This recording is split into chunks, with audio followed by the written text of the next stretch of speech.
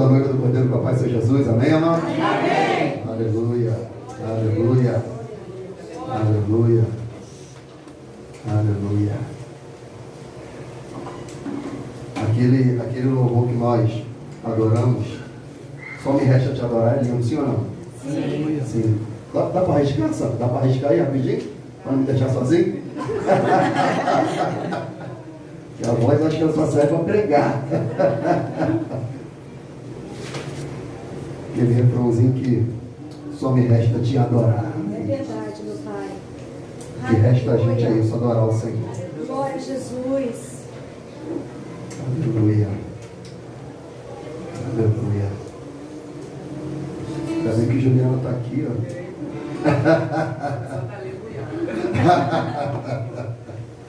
Aleluia.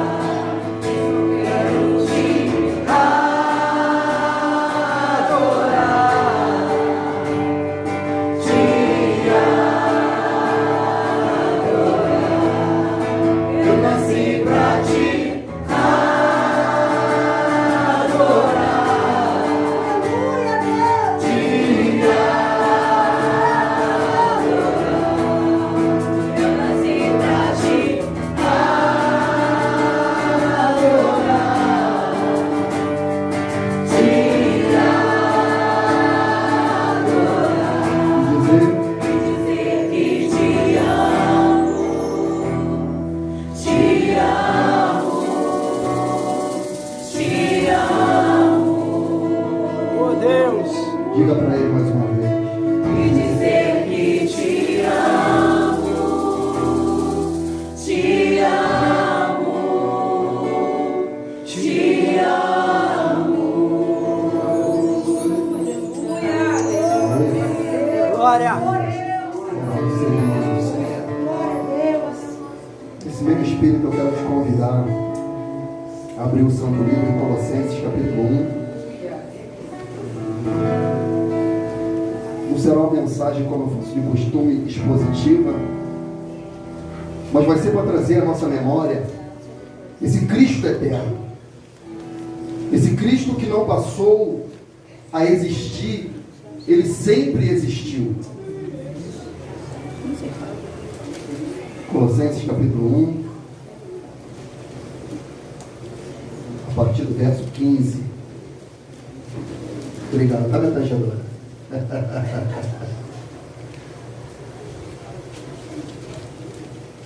Colossenses capítulo 1, versículo 15. Aleluia. Todos amém? Amém ou não? Amém. Diz assim o Santo Livro, Colossenses capítulo 1, versículo 15 em diante. Ele é a imagem do Deus invisível, o primogênito de toda a criação, pois nele foram criadas todas as coisas nos céus e na terra, as visíveis e as invisíveis, sejam tronos ou soberanias, poderes ou autoridades. Todas as coisas foram criadas por ele e para ele. Ele é antes de todas as coisas e nele tudo subsiste.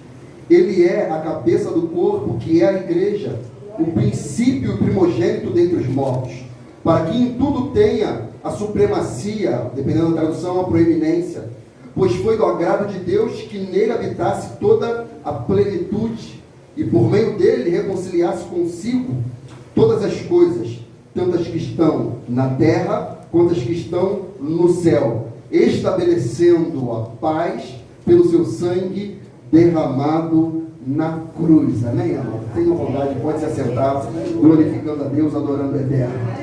Aleluia. Aleluia. Aleluia.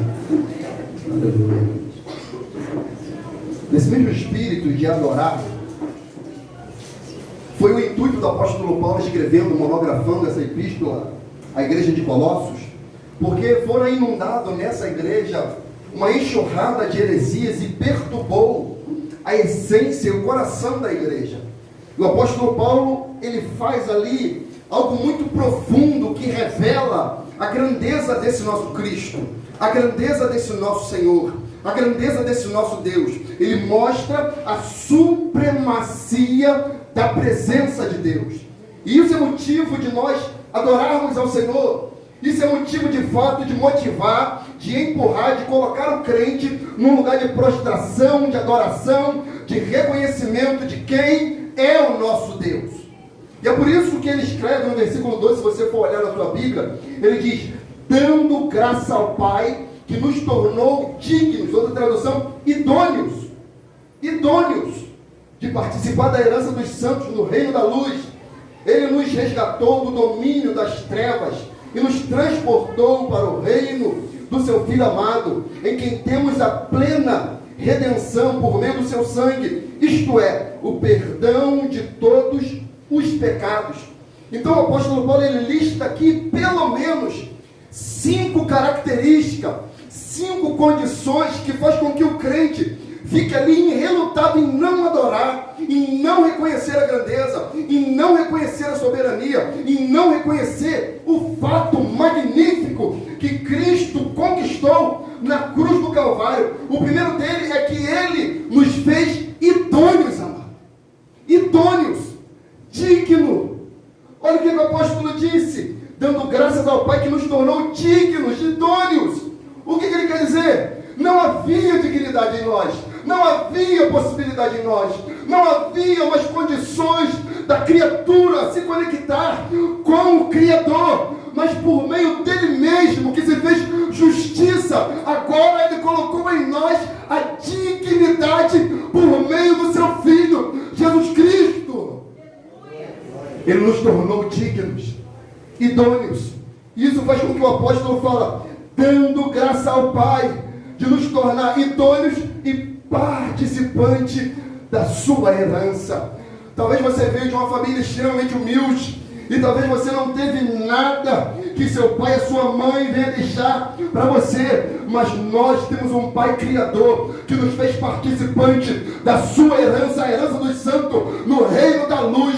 Ele é o nosso Pai. O que ele quer dizer? Você não é um desamparado, você não é sozinho, você não está abandonado, você tem um Pai, ele te criou e ele tem uma herança para você. Uma herança. Ele nos fez idôneos, participantes da sua herança. E mais o que? Ele nos resgatou do reino das trevas, do domínio das trevas. Ele nos tirou de lá. Ele nos tirou das amarras do inferno. Ele tirou das masmorras do cativeiro do diabo. Ele nos tirou do engano e da heresia. Ele nos tirou do lamaçal do pecado. Ele nos tirou do domínio das trevas. Não havia possibilidade, não havia condição. A chave tinha sido jogada fora. Nós estávamos lá, abandonados ao léu da sorte. Mas o nosso Senhor, o soberano Deus, o Cristo ressurreto, ele foi lá e nos resgatou do império das mortes e mais, nos transportou para o reino do seu Filho amado, Jesus Cristo. Ele tirou do domínio das trevas. E não só tirou, porque uma coisa é tirar da cadeia, outra coisa é colocar uma condição de dignidade. Ele tirou do império das trevas e colocou no reino do seu Filho amado. E os colossenses começaram a entender a grandeza do que Cristo fez. Mas o que? Ele nos comprou, ele nos resgatou do poder do pecado, ele nos libertou do poder que o pecado exercia sobre cada um de nós. Romanos 6,14 diz que o pecado não terá mais domínio, soberania sobre vós, porque não está debaixo da lei, mas debaixo da graça. Ele está falando que Cristo foi lá na cruz e nos tirou de lá. É a mulher que foi pega em pleno ato de adultério. Ele falou, vá e não peques mais. Você está livre do pecado. Livre. Liberta. Liberta. Quem teve uma infância um pouco perturbada igual a minha, prendia os passarinhos. Quem prendeu o passarinho aqui, gente? Só eu, só? Você pintinha galinha, né? Mas também. Olha, eu prendia, eu gostava desse negócio. Prender os passarinhos. Viveram, construir gaiola, sopão, visgo. Quem já pegou o biquinho no visgo? Sangue de Jesus tem poder, eu não estou sozinho não. Então eu prendia. E eu ficava observando a beleza daqueles pássaros, ou da galinha, codorna, preá. Quem criou preá aqui? Ó, aí. Observando a beleza daquele animal. O biquinho ele nasce todo feio, todo horrível. Depois ele começa a pegar uma plumagem acinzentada com as pintas pretas. E o bico dele é vermelho, de um vermelho lindo e intenso. É um passarinho belo, magnífico. Mas a beleza dele, a liberdade dele, está quando ele está livre na natureza, buscando pendão. E quando você tira o biquinho dali, você de fato vê a plenitude, a alegria, ele cantando, jubilando, exercitando aquilo pelo qual ele foi chamado. É isso que Cristo fez conosco. Ele nos fez, ele nos criou, ele nos fez livre lá no jardim do Éden, um lugar de prazer. Veio o diabo e colocou o açopão com visgo, a gente caiu, mas Cristo foi lá e quebrou o açopão, quebrou a gaiola, e hoje nós temos liberdade em Cristo Jesus. Livre. Ele comprou a nossa liberdade do pecado e do juízo, e ele perdoou todos os nossos pecados. Todos. Está escrito assim. Ele perdoou todos os nossos pecados. Sabe o que ele quer dizer? Ele perdoou o pecado do passado, ele perdoou o pecado do presente, e ele perdoou o pecado do futuro. Ele está falando de uma plenitude. Por quê? Porque o que Cristo fez foi um sacrifício completo, foi um sacrifício pleno, foi um sacrifício aceito, foi um sacrifício que foi feito uma única vez. Ele fez aquilo ali e Deus aceitou, e todos os nossos pecados. Não, pastor, então aquela doutrina que diz que uma vez salvo, salvo para sempre, então posso ver de qualquer maneira? Não, porque o salvo, o liberto, ele tem um coração grato àquele que o libertou, e ele só quer fazer como a canção está aqui. Ele nasceu para adorar, ele nasceu para engrandecer, ele nasceu para agradecer aquele que o libertou. Por isso que ele diz: eu nasci para te adorar, Senhor. Porque o Senhor perdoou todos os meus pecados. Ele diz: filhinho, escrevi isso para que não pequeis, mas se pecar, tenho advogado junto ao Pai, Jesus Cristo o justo. Ele é a propiciação dos vossos pecados e do mundo. O que ele está dizendo? Ele sabe que invariavelmente eu e você vamos tropeçar, mas o sacrifício de Cristo na cruz do Calvário já cobriu esse nosso pecado. Já cobriu. Não há mais acusação. Satanás ele vem para acusar, mas nós fomos perdoados. Perdoados. E quando alguém se sente perdoado, ele entende de onde Deus o tirou. Ele entende quem é esse Deus. E a doutrina do gnosticismo estava tomando a congregação, estava tomando os colossos, e os colossos estavam entendendo que como pode ele ser Deus se ele é matéria, se ele é carne como nós? Porque o gnosticismo mostra que a matéria é má, e se ele é Deus, ele não pode ser mau, porque a matéria é má. Como pode? O apóstolo Paulo ele vem refutando essa doutrina maligna, ele vem refutando essa heresia. E olha o absurdo da declaração do apóstolo Paulo. Isso aqui, meus irmãos, foi um impacto violento na mentalidade deles. Paulo ele mostra para ele e fala: olha, versículo 15, ele é Cristo, ele é a imagem do Deus invisível, o primogênito de toda a criação. Isso aqui é absurdo. E os gnósticos não aceitavam isso, porque eles entendiam: a matéria é má, a carne não presta para nada, e se ele é Deus, ele não pode habitar nessa matéria que é má. E isso é refutação dessa data que se passou, desse Cristo, desse boneco feito pela mão do homem, que está posto num presépio, que esse Cristo, sim, de fato ele veio de uma virgem, mas Cristo não passou a existir por meio de Maria. Ele sempre foi, ele sempre existiu. Ele é a imagem exata do Deus invisível, amado. Ele é o primogênito de toda a criação. Ele não foi criado. Ele é Deus, oh glória. Ele é o Senhor, aleluia. Ele é a imagem exata do Deus invisível. Ele está falando aquele que vocês não tinham condição de ver, porque não havia dignidade, não havia idoneidade. A misericórdia dele foi tão insondável que o Verbo se fez carne e habitou entre vós, ó glória. Ele habitou entre vós, aleluia.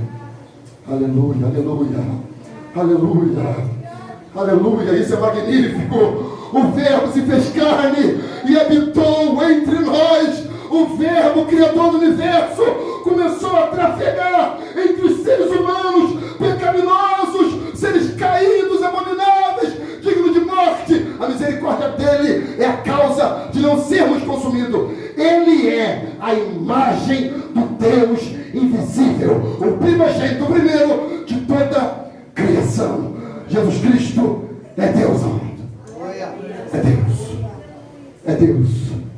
Filipenses 2,6 diz: o qual, tendo plenamente a natureza de Deus, não reivindicou ser igual a Deus. João 12,45, o Senhor falou: quem vê a mim, vê aquele que me enviou. João 14,8, há uma indagação, um questionamento no coração dos discípulos. O Senhor falou: eu vou partir. João capítulo 13, a Bíblia diz que ele os amou e os amou até o fim. Mas ele falou: não se turbe o vosso coração, crede em Deus, crede também em mim. Na casa do meu pai há muitas moradas. E Filipe falou: Senhor, mostra-nos o Pai e nos basta. É só o Pai, Senhor, que nos basta. E como ele está querendo dizer: eu não quero casa, eu não quero cômodo, eu não quero quintal, eu quero só o Pai, eu quero só a presença, eu quero só Deus, oh glória. Eu quero só Deus. Aí Jesus diz assim, Filipe falou: Senhor, mostra-nos o Pai, o que nos basta. Disse-lhe Jesus: estou há tanto tempo convosco e não me tendes conhecido, Filipe. Quem vê a mim, vê o Pai. Como dizes tu, mostra-nos o Pai. Ele está falando: Filipe, eu sou Deus, eu sou o Criador. Você está vendo Ele? Sou eu, Filipe. Esse teu olho que você deveria ser explodido agora, mas a minha misericórdia te abraçou. Eu sou plenamente Deus. Eu estou aqui diante de você e eu vou te levar para morar comigo, Filipe. Paulo, no capítulo 2, ele diz, ele refuta mais uma vez o gnosticismo. Ele fala assim, ó: porque nele habita corporalmente toda, não é metade, não é parte, toda a plenitude da divindade. Jesus Cristo é Deus. Ele é o Senhor. Ele é o Criador do universo. Ele é o Criador das moléculas invisíveis. Ele é o Criador de tudo que é visível perante nossos olhos humanos. Ele é tudo que existe. Ele é o Senhor. Olha só o que 1 João 5,20 diz: sabemos que já o Filho de Deus é vindo e nos deu entendimento para conhecermos o que é verdadeiro. E no que é verdadeiro estamos, isto é, em seu Filho Jesus Cristo. Este é o verdadeiro Deus e vida eterna. Verdadeiro Deus e a vida eterna. Aos Colossos, meu Deus, Ele não é simplesmente um taumaturgo, Ele não é simplesmente um carpinteiro, Ele não é simplesmente um curandeiro, Ele não é simplesmente mais um profeta, Ele não é simplesmente alguém que está vindo pregando a palavra qualquer. Ele é o próprio Deus. O próprio Deus. Ele é o próprio Deus. Aí Paulo vai aprofundando. Paulo vai entrando em camadas mais profundas, para que eles pudessem entender. E no dia de hoje, Sabe por quê, meus irmãos, a data que se passou do dia 25, as pessoas bebem cerveja, colocam pagode, colocam funk, colocam sertanejo, forró, e dizem que é Natal, é o nascimento de Jesus, porque na mentalidade deles é mais um bebê, é mais um boneco feito de gesso, é mais um boneco enfeitado pela mão humana, é mais um presépio montado, é simplesmente mais uma imagem, mas não é mais uma imagem, é Deus, Ele é o Senhor, Ele não foi criado por mãos humanas, Ele é Deus. Aí Paulo vai aprofundando o diálogo. Ele está falando, ele é a imagem exata do Deus invisível.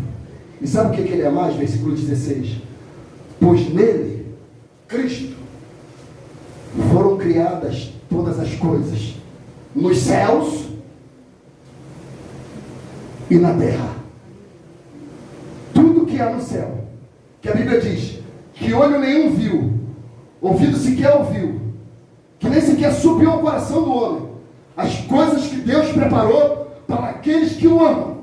A Bíblia diz que o apóstolo Paulo foi até o terceiro céu e viu coisas indizíveis, coisas magníficas, excelsas, porque ele criou coisas maravilhosas no céu e na terra. Quantas coisas belas, amado, ainda na terra corrompida, degenerada, levada ao cativeiro da corrupção, mas ainda assim a terra tem lugares fantásticos, lugares belos, animais magníficos, animais esplêndidos que exalam a grandeza de Deus.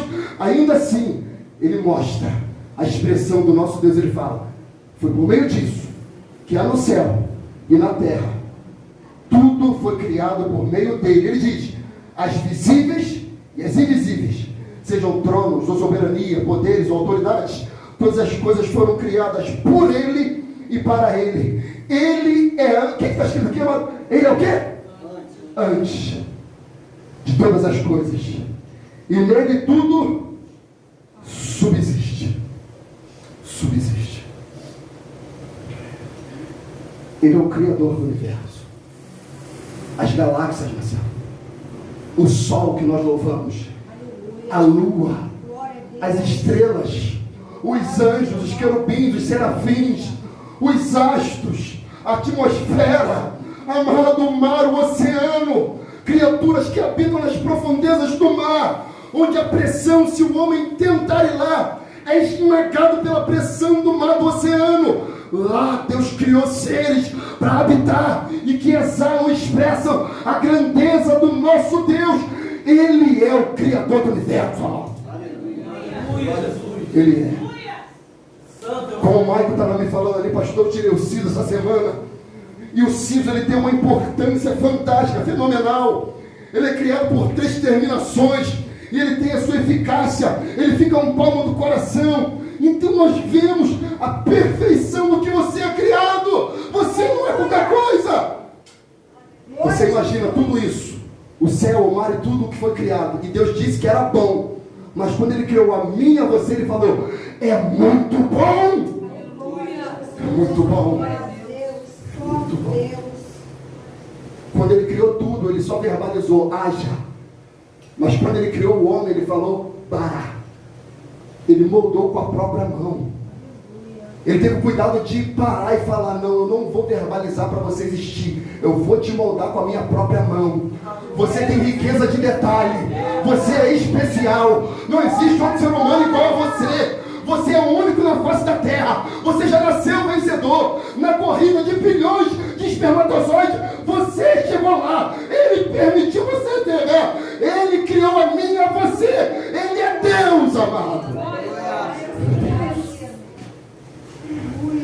E você nasceu com a sua individualidade, com o seu cabelo, com a cor dos seus olhos, com o seu timbre de voz, com o seu talento, com a sua capacidade, com a sua aptidão. Você não é único. É por isso que o diabo quer te derrubar. É por isso que o diabo não quer que você se converta. É por isso que o diabo quer que você permaneça na lama, para você não encontrar e não entender a beleza do Deus que te criou. Ele é o Criador do universo, e o universo Ele criou falando, haja. Mas quando Ele te criou, Ele falou, eu vou moldar você com a minha própria mão. Então você pode falar, mas minha vida é uma lama, minha vida é uma sujeira, minha vida é um bagaço. Mas você foi um ser criado à imagem e semelhança de Deus.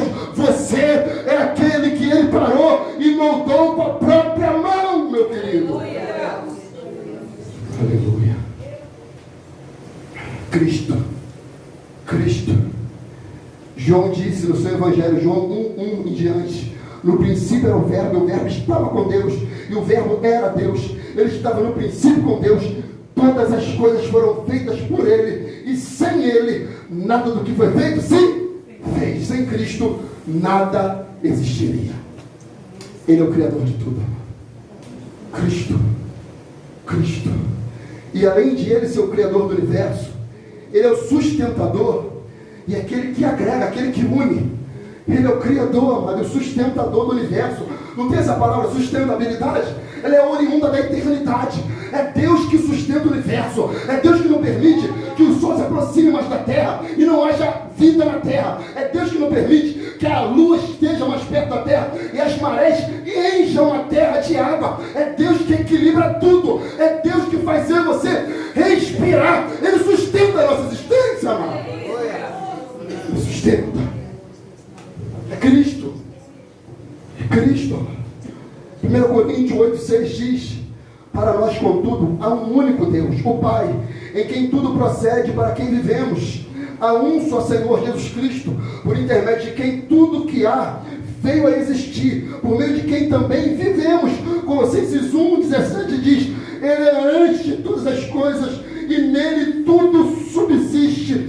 Ele sustenta todo o universo, amado. Isso é magnífico.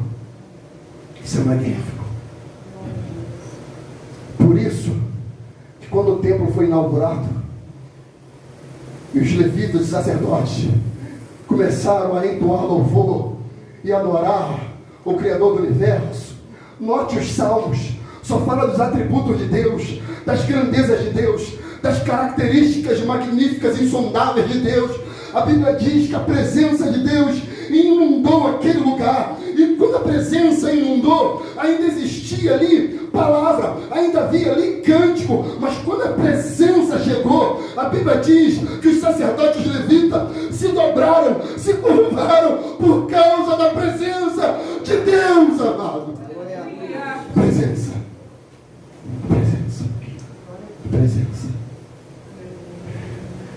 Não tem como ser tocado por Deus e permanecer o mesmo. É impossível. Quando você é tocado por Deus, alguma coisa acontece. Isaías foi tocado nos lábios. Zaqueu foi tocado nas mãos. Era ladrão. Pegava aquilo que não lhe pertencia. Quando nós temos um encontro com o Criador ele restaura a sua criatura. Ele ressignifica tudo novamente. Ele torna novamente a falar que é muito bom. Ele é o sustentador. Olha o que diz Hebreus capítulo 1, versículo 1 em diante. Havendo Deus antigamente falado muitas vezes, de muitas maneiras, aos pais pelos profetas, nos falou nestes últimos dias pelo seu Filho, a quem constituiu o herdeiro de tudo, por quem também, olha só, por quem fez também o mundo, o qual, sendo o resplendor da sua glória, expressa a imagem da sua pessoa, e sustentando todas as coisas pela palavra do seu poder, aleluia, havendo feito por si mesmo a purificação dos nossos pecados, assentou-se à destra da majestade nas alturas, feito tanto mais excelente do que os anjos, quando herdou mais excelente nome do que eles. Ele está falando, não há querubim, não há feredor de medida, não há serafim, não há Gabriel, não há Miguel, não há ninguém mais excelente no céu, a não ser Jesus. Ele está no trono, Ele é digno de glória, Ele é digno de louvor, Ele é digno de ser adorado. Ele é o Senhor. Aleluia. Ele é o Senhor. Ele é o Senhor. Ele é o dono da igreja. Ele é o dono da igreja. Isso aqui é magnífico. Eu já estou acabando. Eu disse que eu não ia me estender. Paulo, ele diz, versículo 18, continuando. Ele é a cabeça do corpo, que é a igreja. O princípio e o primogênito dentre os mortos, em quem tudo tem a supremacia ou proeminência. Pois foi do agrado de Deus que nele habitasse toda a plenitude, e por meio dele reconciliasse consigo todas as coisas, tanto as que estão na terra quanto os que estão no céu, estabelecendo a paz pelo seu sangue derramado na cruz. A paz só foi feita por meio do sangue derramado. Antes, vocês estavam separados de Deus. Em suas mentes, eram inimigos por causa do seu mau procedimento de vocês. Mas agora, Ele os reconciliou pelo seu corpo físico, corpo de Cristo, mediante a morte, para apresentá-los diante dele santos, inculpáveis, livres de qualquer acusação, desde que continuem alicerçados e firmes na fé, sem se afastarem da esperança do Evangelho que vocês ouviram e que tem sido proclamado a todos os que estão debaixo do céu. Esse é o Evangelho do qual eu, Paulo, me tornei ministro. Ele é a cabeça. Ele é o primogênito. Ele salvou o corpo. O corpo estava condenado. O corpo estava com uma doença incurável, um estado terminal. E ele foi lá e recuperou. Ele salvou, ele resgatou. Tinha uma gangrena que estava corroendo dos ossos a carne. E ele foi lá e restaurou essa podridão chamada pecado. Ele começou a salvar. Ele começou a libertar. Ele começou a mostrar a sua grandeza. Ele começou a mostrar os seus atos miraculosos. E essa igreja pertence a Ele. Aleluia. Pertence a Ele. Aleluia. Ele é o cabeça da igreja. Ele é o Criador do universo. E Ele é o sustentador do mesmo. Ele que nos dá saúde e vitalidade. Ele que nos livra. Como a irmã Marcela foi picada por uma aranha. Pensou que foi um mosquito. Mas começou a causar efeitos violentos. Efeitos devastadores que poderiam necrosar a perna dele. E talvez Deus livrou perder a perna. Mas ainda assim Deus foi lá e guardou ele. Livrou ele. E ainda assim ele hoje está aqui. Por quê? Ele poderia dar desculpa e falar: não, vou ficar em casa. Eu estou ruim, eu estou machucado, estou ferido. Mas por que ele quis se movimentar? Porque ainda que com o chinelo e com o tênis no outro, ele veio aqui pelo sentimento de gratidão, pelo sentimento de adorar. Por que o Maico dentro do dente cinto sendo removido ainda está aqui pelo sentimento de gratidão? Por que você está aqui pelo sentimento de gratidão por aquele que te resgatou, meu amor? Obrigado, Senhor. Cada um de vocês, amor, experiências com esse Deus. E que não foi esse Deus do presépio, não foi esse Deus de gesso, não, foi um Deus vivo, que tem olho e vê, tem mão a palpa, tem nariz e cheira, tem boca e fala, tem pés e anda, e a palavra dele tem poder. O nome dele é Jesus Cristo, o Filho de Deus. Oh, glória. Filho de Deus. Fique de pé em nome de Jesus. Filipenses 2. Filipenses 2:5, olha o que a Bíblia diz. De sorte que haja em vós o mesmo sentimento que houve também em Cristo Jesus, que sendo em forma de Deus, não teve por usurpação ser igual a Deus, mas aniquilou-se a si mesmo, tomando a forma de servo, fazendo-se semelhante aos anjos, e achado na forma de homem, humilhou-se a si mesmo, sendo obediente até a morte e morte de cruz. Pelo que também Deus o exaltou soberanamente, e lhe deu um nome que é sobre todo nome, para que o nome de Jesus se dobre todo o joelho dos que estão no céu e na terra, e debaixo da terra, e toda língua confesse que Jesus Cristo é o Senhor, para a glória de Deus Pai. Aleluia. Os anjos, que têm corpos glorificados, que foi feito maior do que os homens, e que ainda assim Deus não falou para os anjos: é muito bom, falou que é bom. A Bíblia diz que esses anjos, que de alguma maneira a Bíblia diz que tem joelho, eles vão se dobrar diante do Senhor. E foi o que o Márcio disse aqui na ministração: chegará um dia que tanto quem creu quanto nem creu, não creu, terá que se dobrar diante dele, porque Ele é Senhor, amado. Ele é Deus. Mas para quem já faz isso aqui em espírito e em verdade, não terá nenhum problema quanto a isso. contrário, será um privilégio poder ver Ele de fato como Ele é.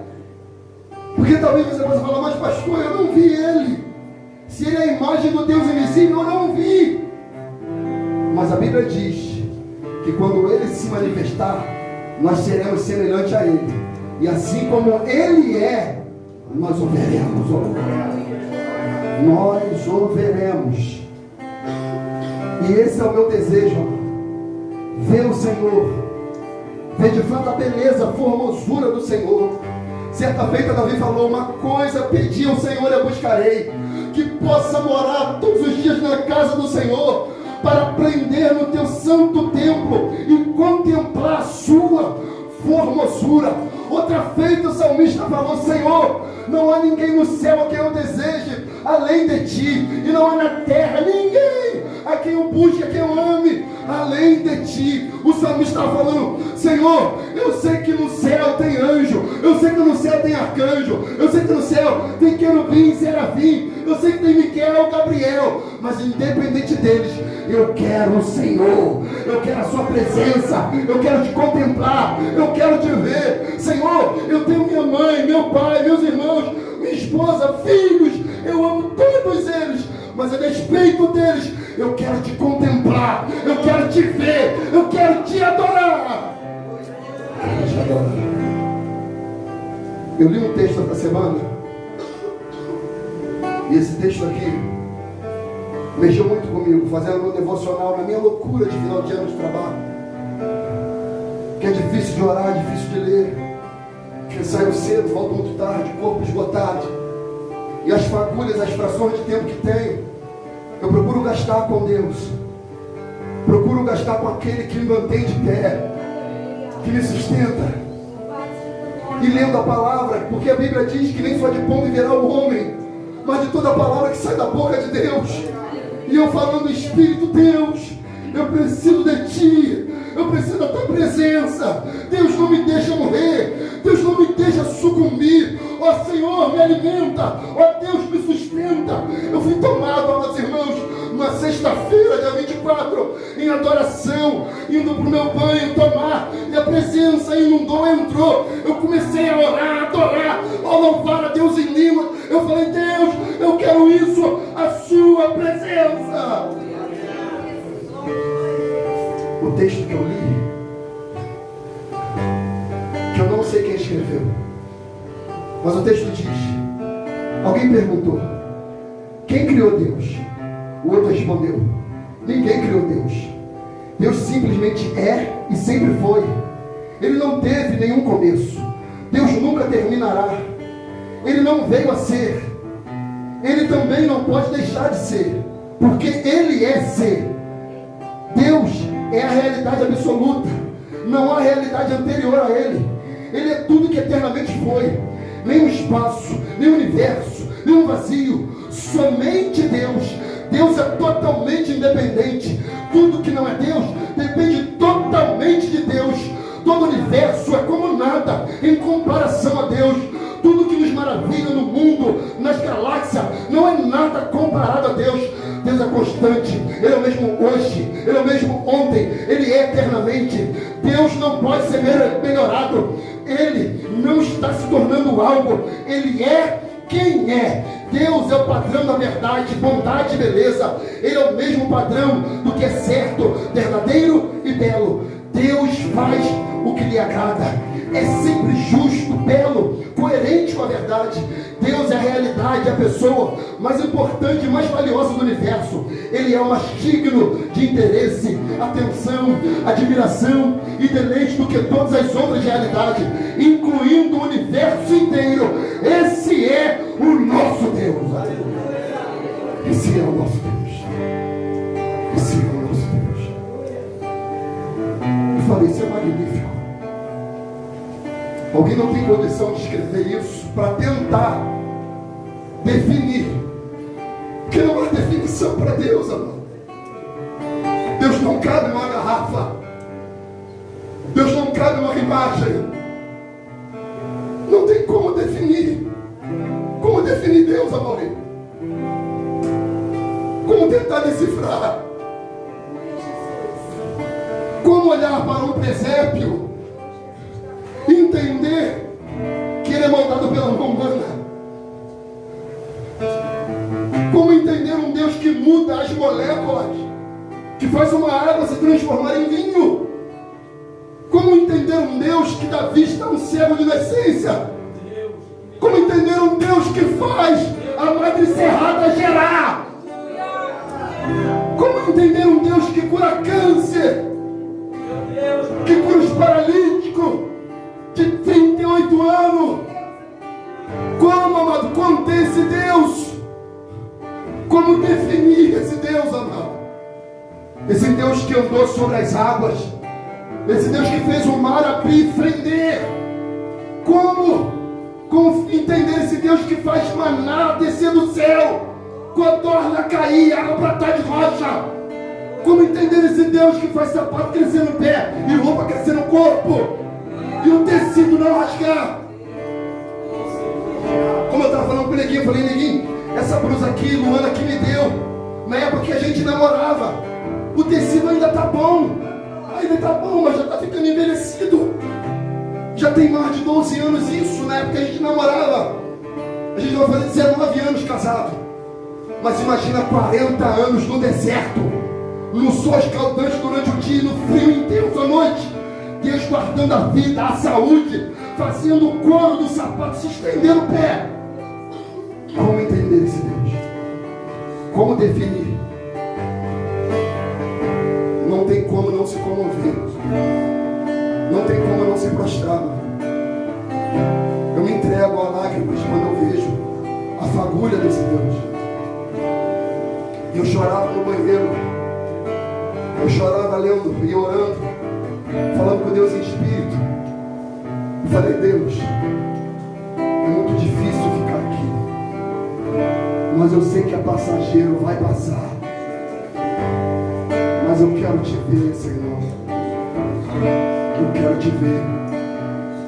Como diz o autor que escreveu, tu és a realidade absoluta. Deus é a realidade absoluta. Aleluia, Deus. Ele não veio a ser, Ele é. Ele é Deus. Aí quando o velhinho, lá na ilha de Pátimo, abandonado, quase centenário, com os cabelos brancos, como da irmã Terezinha, da irmã da Marina, do meu amado irmão, amigo de profissão, lá abandonado, sozinho. Por isso que eu te digo, amado, talvez você possa se sentir sozinho, abandonado, esquecido por mim, pela igreja, pelos irmãos, por familiares. Mas tem um que não esquece de você. Tem um que não esquece de você. Talvez João estava lá. Tentaram matar o João, diz a história. Lançaram na caldeira de azeite quente. A morte não pôde conter. Eu não sei se o imperador lançou ele lá porque ele ficou todo cadavérico, todo rugado pelo calor do azeite. Mas ele permaneceu vivo. A morte não teve domínio sobre João. Mas lá, talvez com sentimento de abandono, Deus foi lá e abraçou o ancião. Talvez você está aqui assim, dessa maneira, se sentindo desamparado, e Deus está usando esse humilde servo aqui para falar para você: Ele te ama, Ele está com você, Ele não te abandonou, Ele te ama, Ele quer te dar um colo, Ele quer te dar um calor, um consolo, um aconchego, Ele quer te chamar de meu filho, Ele quer falar para você: eu sou o teu pai, eu te amo, eu não te desamparo, eu sou o teu Deus.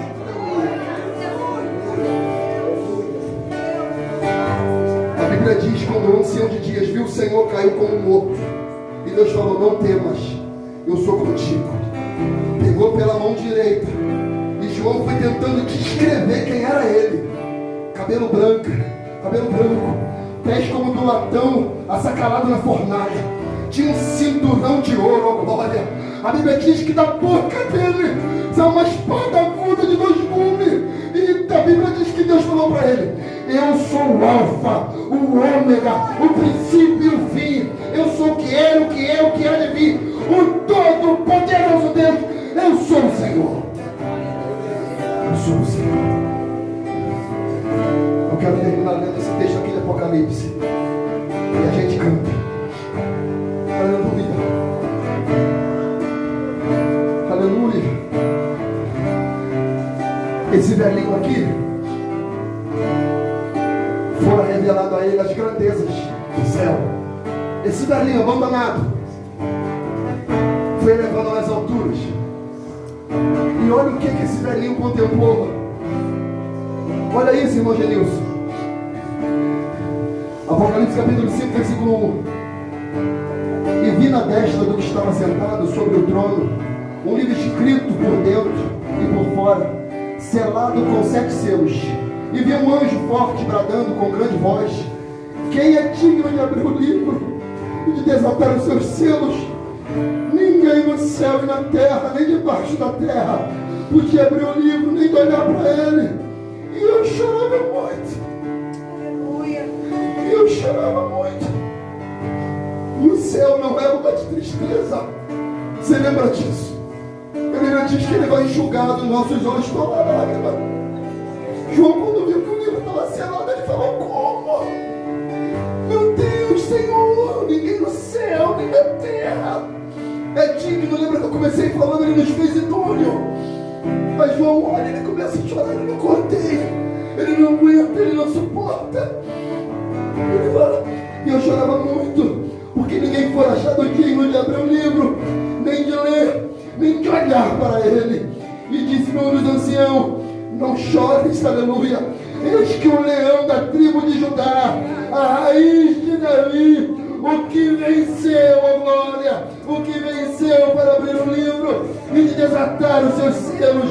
E olhei, e eis que estava no meio do trono 4 animais viventes, entre os anciãos um cordeiro, como havendo sido morto, e tinha 7 pontas e 7 olhos, que são os 7 Espíritos de Deus enviados a toda a terra. E veio, ó glória, e tomou o livro da destra do que estava sentado no trono. E havendo tomado o livro, os 4 animais e os 24 anciãos prostraram-se diante do cordeiro, ó glória, tendo todos eles harpas e salvas de ouro, cheias de incenso, a instrumentos do céu. O céu tem uma orquestra, amado. Harpas, salvas de ouro, cheias de incenso, aleluia, que são as orações dos santos. Ou seja, tua oração, ela ecoa, ela entra no primeiro céu, no segundo céu, e entra no terceiro céu, e cai diante da taça, que fica diante do altar do cordeiro. Eu sei, tudo que você tem suplicado não caiu por terra, está na taça de ouro do Senhor. No momento certo, Ele vai responder a tua oração, aleluia.